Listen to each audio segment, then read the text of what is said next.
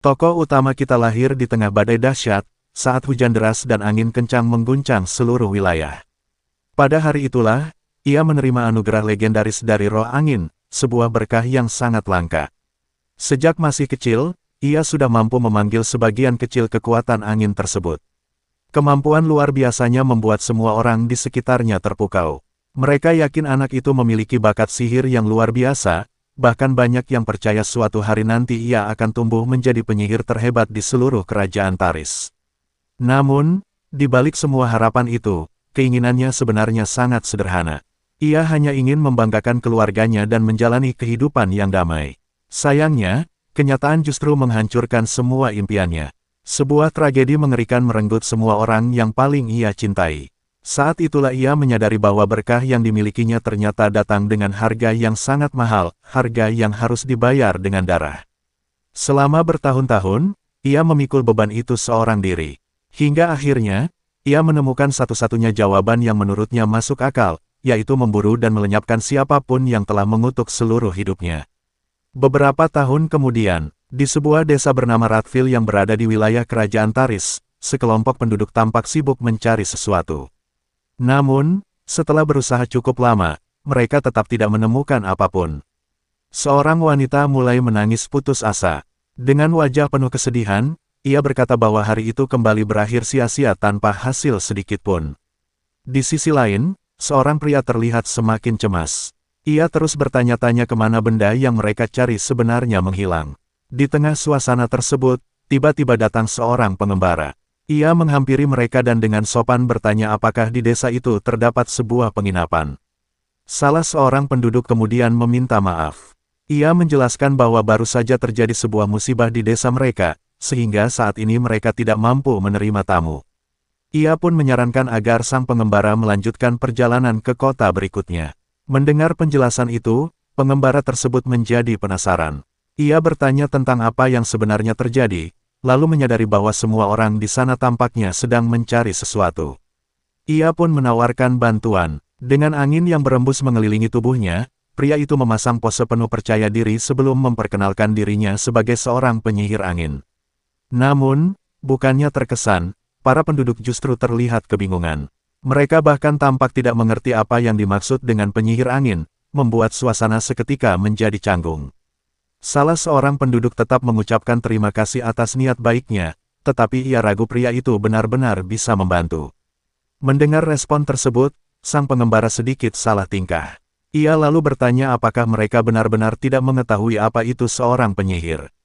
Seorang wanita menjawab bahwa sejak kecil ia hanya mendengar cerita kalau para penyihir adalah sosok yang berbahaya. Mendengar anggapan itu, sang pengembara langsung menggeleng. Menurutnya, pemahaman tersebut sama sekali keliru. Ia kemudian mulai menjelaskan apa sebenarnya arti menjadi seorang penyihir. Menurutnya, penyihir adalah orang-orang yang mampu mengendalikan kekuatan luar biasa yang dikenal sebagai sihir. Dengan sihir, seseorang mampu mengangkat batu-batu raksasa sebesar rumah, bahkan mengubah arah aliran sungai yang sangat besar.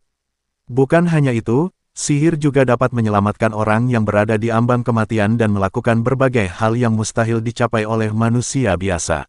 Lalu, ia menambahkan bahwa sihir elemen merupakan jenis sihir yang jauh lebih istimewa, karena hanya segelintir orang di dunia yang mampu menguasainya. Ia menjelaskan bahwa sihir elemen sangat sulit dikuasai karena seseorang harus menjalin kontrak dengan roh alam. Hanya mereka yang benar-benar memahami elemen secara mendalam yang mampu melakukannya. Dengan penuh percaya diri, pria itu kemudian membanggakan dirinya. Ia mengaku sebagai seorang penyihir angin yang telah menjalin kontrak dengan roh angin. Menurutnya, selama angin masih berhembus, tidak ada tempat di dunia ini yang tidak bisa dijangkaunya. Setelah itu, ia kembali menatap para penduduk dan bertanya apakah sekarang mereka percaya bahwa dirinya mampu membantu. Namun, salah seorang warga justru semakin curiga.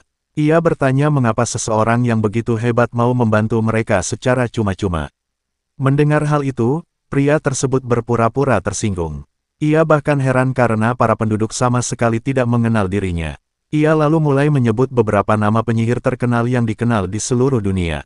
Ada Alex Magellan, penyihir agung yang melindungi negaranya. Kemudian Mahatma, sosok suci yang disebut sangat dicintai oleh langit. Lalu ada Karuna, sang penjaga para penyihir. Dan setelah menyebut nama-nama besar itu, ia memperkenalkan dirinya dengan penuh kebanggaan. Menurutnya, penyihir angin adalah sosok yang selalu membantu mereka yang sedang berada dalam kesulitan. Ia pun bertanya apakah tidak ada seorang pun yang mengenal tentara bayaran berambut abu-abu dengan burung biru yang selalu menerima segala macam permintaan. Mendengar penjelasan itu, akhirnya salah satu penduduk teringat pada dirinya. Pria tersebut langsung mengonfirmasi dengan penuh percaya diri bahwa orang yang mereka maksud memang dirinya. Seketika, secercah harapan kembali muncul di wajah para penduduk. Tak lama kemudian, ia mengungkapkan bahwa selain seorang penyihir, dirinya juga bekerja sebagai tentara bayaran. Sambil menggesekkan jarinya dengan isyarat meminta uang, ia mengatakan bahwa selama mereka memberikan bayaran yang cukup menarik, ia pasti akan menyelesaikan masalah mereka. Seorang tetua desa segera menerima tawaran itu. Ia bahkan buru-buru ingin mengumpulkan uang yang diperlukan untuk membayarnya. Namun pria tersebut langsung menghentikannya. Ia berkata bahwa kasus mendesak tentu memiliki biaya tambahan. Sementara semua itu terjadi, seorang pengembara misterius hanya berdiri diam dan memperhatikan semuanya tanpa mengucapkan sepatah kata pun. Beberapa saat kemudian, suasana berpindah ke penginapan desa. Di dalam kamar, pria tadi mulai menyimpan semua uang yang berhasil ia dapatkan dari para penduduk. Melihat tumpukan koin emas di hadapannya, ia tersenyum lebar dengan wajah penuh keserakahan. Ia terus mengoceh bahwa para penduduk desa itu benar-benar putus asa hingga begitu mudah percaya padanya. Ternyata semua itu hanyalah penipuan. Pria tersebut bersiap meninggalkan desa sambil merayakan keberhasilannya menipu orang-orang desa yang menurutnya terlalu polos untuk menyadari kebohongannya. Ia berlari melewati hutan sambil tertawa keras. Menurutnya, semua itu adalah kesalahan mereka sendiri karena cukup bodoh untuk mempercayai cerita yang begitu konyol. Namun pelariannya tiba-tiba terhenti. Seseorang berdiri tepat di hadapannya dan memblokir jalan. Orang itu tidak lain adalah tokoh utama kita. Dengan tatapan tajam, sang tokoh utama bertanya mengapa pria tersebut pergi terburu-buru tanpa menyelesaikan permintaan yang telah ia terima. Pria itu pun langsung menyadari bahwa orang yang menghadangnya adalah pengembara yang tadi berada di desa. Dengan nada kesal, ia menyuruh sang pengembara untuk tidak ikut campur dan segera pergi dari hadapannya. Karena sedang berada dalam suasana hati yang baik, pria itu berkata bahwa ia masih bersedia membiarkan sang pengembara pergi dengan selamat. Namun, sang tokoh utama sama sekali tidak bergeming. Ia menuntut agar semua uang milik para penduduk segera dikembalikan jika pria itu memang tidak berniat menepati janjinya. Mendengar tuntutan tersebut, si penyihir palsu mulai kehilangan kesabaran. Ia melempar barang-barangnya ke tanah, lalu menatap sang pengembara dengan tatapan sinis. Menurutnya, apakah orang asing itu benar-benar menganggap dirinya sebagai lawan yang mudah dikalahkan? Merasa tidak ada gunanya memperpanjang perdebatan, ia langsung mengangkat tangannya dan merapal sebuah mantra. Dalam sekejap, sebilah pisau sihir pun terbentuk. Sebelum menyerang, ia memperingatkan bahwa mengusik seorang penyihir tanpa memikirkan akibatnya adalah sebuah kesalahan besar. Tanpa ragu, ia melepaskan seluruh kekuatannya sambil berteriak bahwa penyihir terakhir yang akan dilihat sang pengembara adalah dirinya. Namun, serangan itu berhasil ditepis dengan sangat mudah. Sang tokoh utama bahkan tidak terlihat kesulitan sedikitpun. Setelah itu, ia mengakui bahwa pria tersebut memang benar-benar seorang penyihir. Akan tetapi, ia tidak mengerti mengapa seseorang yang memiliki kemampuan sihir justru memilih mencari uang dengan cara menipu orang-orang yang tidak bersalah. Penyihir palsu itu langsung terdiam. Ia benar-benar tidak menyangka serangannya dapat dipatahkan semudah itu. Tokoh utama kemudian bertanya apakah pria itu menggunakan feromon untuk menarik kunang-kunang hanya demi menciptakan ilusi dan memperdaya para penduduk desa. Sebagai seorang penyihir sungguhan, ia mengaku merasa sangat malu melihat trik murahan seperti itu. Dengan nada tegas, ia pun mengatakan bahwa kebohongan pria tersebut berakhir sampai di sini. Mendengar ancaman itu, burung biru palsu yang berada di dalam sangkar tiba-tiba berkicau panik sambil berteriak minta tolong layaknya seekor burung beo. Di saat yang sama, tokoh utama mulai mengumpulkan kekuatan angin yang sangat besar di telapak tangannya. Ia lalu menjelaskan bahwa roh angin yang sebenarnya, Elkin, sama sekali bukan burung peniru biasa seperti yang digunakan si penipu. Sambil memperlihatkan sosok roh tersebut, ia menjelaskan bahwa Elkin adalah perwujudan dari angin itu sendiri. Makhluk agung itu merupakan raja dari seluruh roh angin, sosok yang dikenal luas dengan nama Elkin.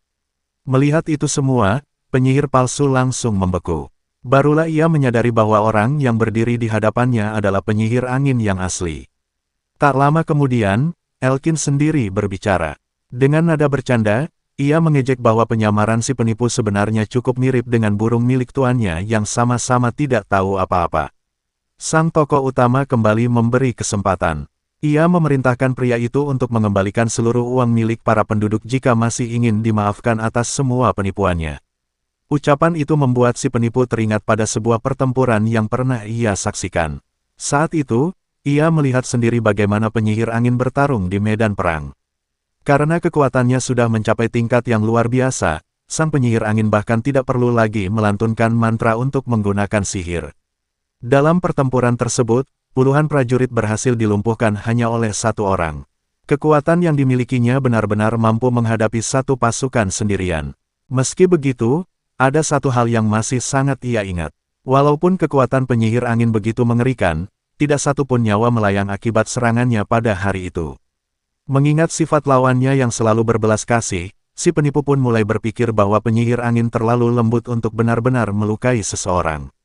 Memanfaatkan keyakinan itu, diam-diam ia meraih sebilah pisau tersembunyi yang selama ini disembunyikannya. Menyadari dirinya berada dalam posisi yang tidak menguntungkan, si penipu tiba-tiba berpura-pura menyerah. Sambil tertawa canggung, ia berkata bahwa ia akan mengembalikan kantong berisi koin emas itu tanpa banyak protes. Meski tampak patuh, diam-diam ia sudah menyiapkan rencana lain. Ia yakin orang yang berhati lembut pasti akan lengah ketika lawannya berpura-pura menyerah. Tokoh utama menerima kantong uang tersebut, lalu menasihatinya agar berhenti mencari nafkah dengan menipu orang lain dan mulai menjalani kehidupan yang jujur. Namun, tepat setelah itu, si penipu tiba-tiba menerjang ke depan sambil menghunus belatinya. Ia berteriak bahwa selama berhasil mendekat, pertarungan ini akan menjadi miliknya. Sayangnya, rencana itu sama sekali tidak berhasil. Sang tokoh utama bereaksi secepat kilat dan langsung memanggil Eli, roh angin tingkat rendah. Sesaat kemudian, ia mengangkat tangannya ke arah si penipu. Dalam sekejap, pusaran angin yang sangat kuat melilit lengan pria tersebut. Angin itu berputar semakin kencang hingga mulai memelintir lengan lawannya tanpa belas kasihan. Terdengar suara tulang yang patah. Rasa sakit yang luar biasa membuat si penipu menjerit sekuat tenaga. Ia langsung tersungkur berlutut sambil memegangi lengannya yang telah hancur. Dengan nada dingin, tokoh utama mengatakan bahwa untuk waktu yang sangat lama, pria itu tidak akan bisa menggunakan sihir lagi.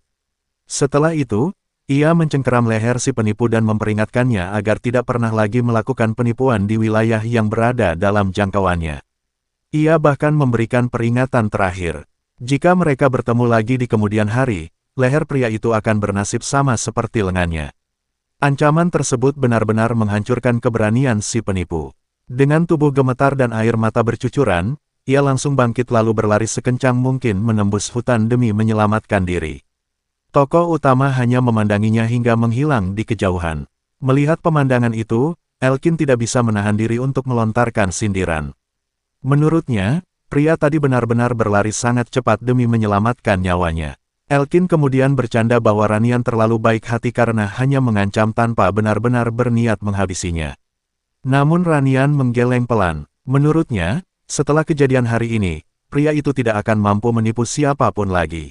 Meski begitu, Elkin tetap berpendapat bahwa akan jauh lebih aman jika si penipu disingkirkan untuk selamanya. Ranian sama sekali tidak setuju. Sambil membuka sangkar yang berisi burung biru palsu itu, ia mengungkapkan alasan sebenarnya. Ia mengatakan bahwa selama ini dirinya menjalankan berbagai pekerjaan sebagai tentara bayaran untuk membantu orang lain. Semua itu ia lakukan sebagai cara untuk menebus dosa atas hal mengerikan yang suatu hari nanti harus ia lakukan. Karena itulah, ia tidak ingin menambah dosa dengan merenggut nyawa seseorang yang bahkan tidak pantas dianggap sebagai ancaman besar. Setelah mengatakan hal tersebut, Ranian kembali melanjutkan perjalanannya. Ia bertekad menjaga tangannya tetap bersih hingga hari ketika akhirnya ia menemukan dan menghabisi target yang sesungguhnya.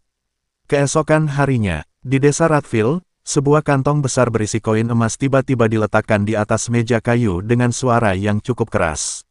Ranian kemudian memberitahu pasangan penduduk desa bahwa penyihir angin yang mereka sewa kemarin ternyata hanyalah seorang penipu. Ia menjelaskan bahwa tadi malam ia memergoki pria itu berusaha kabur sambil membawa seluruh uang milik desa. Ranian menjelaskan bahwa ia telah berhasil mengambil kembali seluruh uang muka milik mereka. Ia juga mengingatkan agar mulai sekarang para penduduk lebih berhati-hati sebelum mempercayakan pekerjaan kepada orang yang tidak dikenal. Mendengar penjelasan itu, pria tersebut hanya bisa terdiam. Sambil menopang dagunya, ia bergumam pelan bahwa kini semuanya menjadi masuk akal. Ia mengakui sejak awal pria itu memang terlihat mencurigakan. Namun karena keadaan yang begitu mendesak, mereka tidak sempat berpikir panjang dan akhirnya memilih untuk mempercayainya. Ranian hanya mendengarkan dalam diam. Ia memahami betapa besar penderitaan yang sedang dialami oleh penduduk desa sederhana itu. Di dalam hatinya, ia berpikir bahwa dirinya tidak boleh lagi menunda perjalanan yang harus ia selesaikan. Namun, baru beberapa langkah berjalan, seseorang memanggilnya. Wanita yang kemarin ia temui berlari menghampirinya dan memintanya untuk menunggu sebentar. Dengan wajah penuh rasa syukur, wanita itu menjelaskan bahwa desa mereka sangat miskin. Jika uang tersebut benar-benar hilang, seluruh penduduk pasti akan sangat menderita. Ia kemudian menggenggam tangan Ranian sambil mengucapkan terima kasih karena telah menyelamatkan mereka. Wanita itu juga meminta maaf atas sikap mereka pada hari sebelumnya. Setelah itu, ia menyerahkan sebuah bungkusan kecil berisi bekal makanan. Menurutnya, hanya itulah yang bisa mereka berikan sebagai tanda terima kasih. Sebelum berpisah, wanita tersebut dengan tulus mendoakan agar perjalanan Ranian selalu diberi keberuntungan. Ranian menerima pemberian itu, lalu melanjutkan langkahnya. Sesaat kemudian, ia berhenti di tengah hutan dan memandangi bungkusan makanan yang baru saja diterimanya. Sementara itu, di penginapan desa, para penduduk mengatakan bahwa mereka tidak punya waktu untuk berdiam diri dan harus segera kembali melanjutkan pencarian. Pada saat yang sama, Ranian kembali memasuki bangunan tersebut karena ingin mengetahui situasinya lebih jelas. Ia mengangkat tangannya, sementara Elkin bertengger dengan anggun di sisinya. Kemunculan mereka langsung menarik perhatian seluruh penduduk yang berada di dalam ruangan. Dengan ekspresi serius, Ranian meminta seseorang menjelaskan apa yang sebenarnya sedang terjadi. Seorang pria kemudian mulai bercerita. Ia mengatakan bahwa beberapa waktu yang lalu, salah seorang anak di desa tiba-tiba menghilang tanpa jejak. Namun kali ini keadaan menjadi jauh lebih buruk. Seluruh anak-anak di desa menghilang secara bersamaan. Dengan suara yang dipenuhi kesedihan, pria itu melanjutkan bahwa anak pertama yang sebelumnya hilang akhirnya memang berhasil ditemukan. Sayangnya, anak itu sudah tidak bernyawa. Yang lebih mengerikan lagi, jantungnya telah diambil dari tubuhnya. Mendengar pengakuan tersebut, Ranian langsung terkejut. Pria itu kemudian menegaskan bahwa luka pada tubuh korban sama sekali tidak terlihat seperti serangan binatang buas. Menurutnya, bagian dada korban tampak dibedah dengan sangat rapi menggunakan senjata tajam, seolah dilakukan oleh seseorang yang mengetahui dengan pasti apa yang sedang dikerjakannya. Mendengar penjelasan itu, ingatan Ranian tiba-tiba kembali pada masa lalu. Di dalam kilasan memorinya, orang-orang tampak berlarian menyelamatkan diri di tengah kobaran api yang melalap segalanya. Sesaat kemudian, seorang pria diserang dari belakang dan tubuhnya terkoyak oleh tebasan yang dalam hingga cairan berceceran kemana-mana. Di tengah kobaran api yang membakar segalanya, sesosok pria berjubah gelap dengan suara dingin memerintahkan Simon agar setidaknya berguna untuk sekali saja. Di sisi lain, seorang anak laki-laki hanya bisa menangis ketakutan. Ia ditinggalkan sendirian di tengah kehancuran yang mengerikan itu. Dengan tubuh gemetar, ia melihat pantulan seorang kesatria yang telah mengangkat pedangnya, bersiap mengayunkan tebasan mematikan. Pada saat yang sama, terdengar suara mengerikan yang memerintahkannya dengan kejam. Serahkan jantungmu, sekarang juga. Ingatan itu seketika menghilang, membawa Ranian kembali ke masa kini. Sementara itu, pria desa tadi menghela napas panjang. Ia mengaku tidak ada seorang pun yang mengetahui penyebab semua kejadian tersebut. Keadaan itu membuat seluruh penduduk hidup dalam ketakutan dan kebingungan. Setelah mendengarkan semuanya, Ranian menyampaikan dugaannya. Menurutnya, ada kemungkinan seluruh peristiwa ini berhubungan langsung dengan sihir. Ucapan itu membuat pasangan suami istri tersebut terkejut. Mereka pun bertanya apa yang membuat Ranian bisa sampai pada kesimpulan seperti itu. Ranian kemudian mulai menjelaskan. Ia mengatakan bahwa bagi orang yang tidak mengenal dunia sihir, apa yang akan ia sampaikan mungkin terdengar seperti dongeng belaka. Konon, Ada sebuah rumor yang mengatakan bahwa memakan jantung seorang penyihir muda dapat memberikan kekuatan sihir kepada siapapun yang melakukannya. Mendengar penjelasan itu, pria tersebut langsung membantah.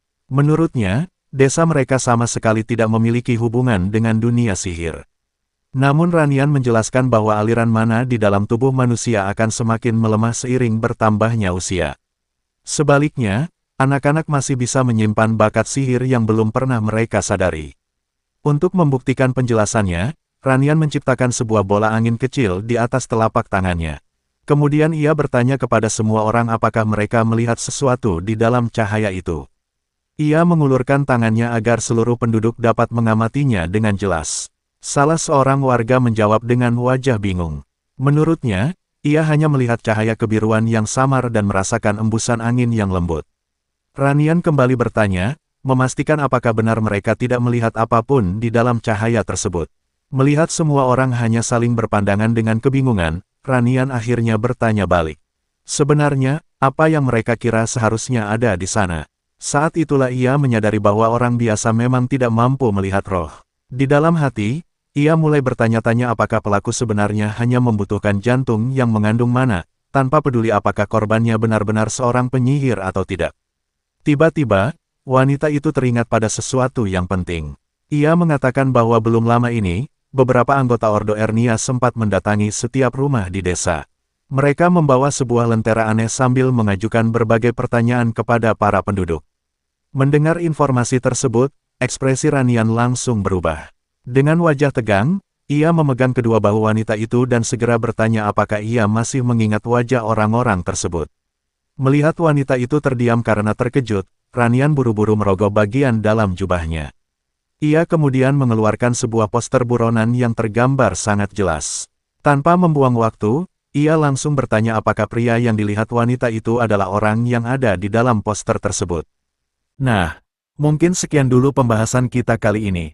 Kalau kalian penasaran dengan kelanjutan ceritanya, jangan lupa dukung channel ini dengan like, subscribe, dan aktifkan lonceng notifikasinya agar tidak ketinggalan part selanjutnya. Sampai jumpa di video berikutnya.